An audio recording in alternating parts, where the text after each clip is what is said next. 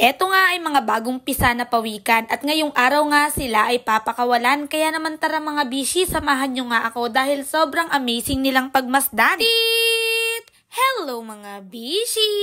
Nitong nakaraang araw nga sinabihan ako ng aking pinsan na si Leo Pini na magpapakawala nga daw sila ng pawikan sa dagat. Isa nga siya sa bantay dagat na kung saan ang kanilang trabaho ay magbantay dito sa quarry na matatagpuan sa barangay Wasig, Mansalay, Oriental, Mindoro. Sa tanang buhay ko nga mga bishi, never pa talaga akong nakakita ng pawikan. Kaya naman nung chinat niya ako, agad-agad sabi ko, go! Pagdating ko nga dito mga bishi, amazed na amazed talaga ako dahil sobrang daming bagong pisa na pawikan. Tignan nyo naman mga bishi, ang cute nilang tignan, like super duper dami talaga sila. Itong ipinapakita ko nga sa inyo ay kakapisa lamang kanina at bukas nga ito ng umaga papakawalan. Hindi muna sila papakawalan kasi kahit papaano kailangan daw muna nilang magpahinga dahil medyo mahina pa. Ito nga ay mga olive ridley turtle. Color green nga ang color nito kapag lumaki. Mamaya ipapakita ko sa inyo kung ano nga ba ang itsura ng olive ridley turtle. Ito nga ng aking pinsan, tuwing umaga babaybayin nga daw nila ang dagat tapos may makikita silang mga itlog. At yung mga itlog na yun ay kanilang kokolektahin. Kapag kinolekta, bibilangin, tapos ilalagay nila sa isang malaking butas ng buhangin. Tapos dito sa butas na ito, mayroon nakalagay na date kung kailan nga ba nila ito nilubog. Ang mga itlog nga ng pawikan ay karaniwang napipisa sa loob ng 45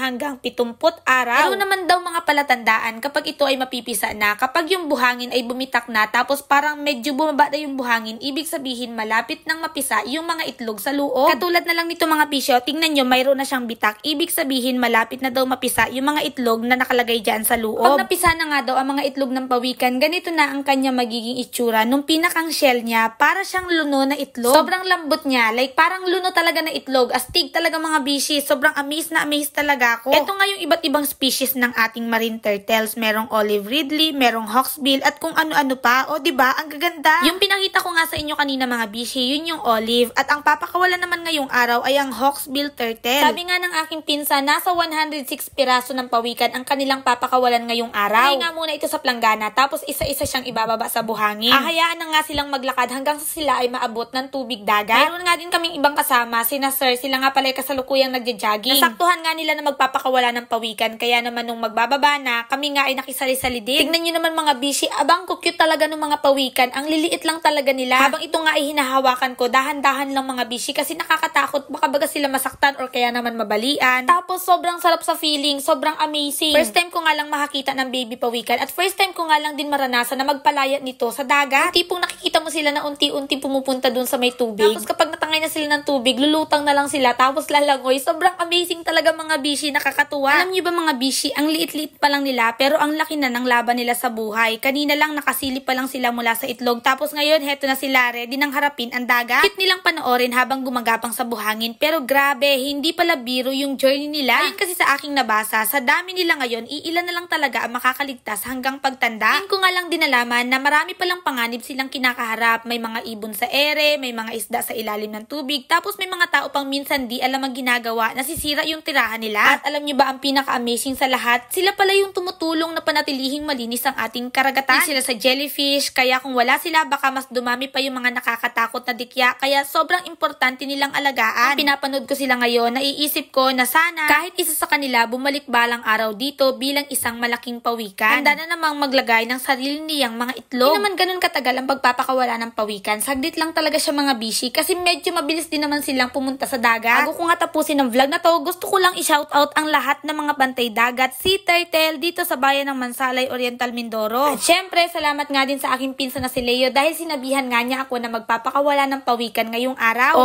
paano ba mga bishi? Hanggang dito na lang muna. Maraming salamat sa inyong patuloy na panonood. Patuloy po sana tayong pagpalain ng ating pong may kapal. Paalam!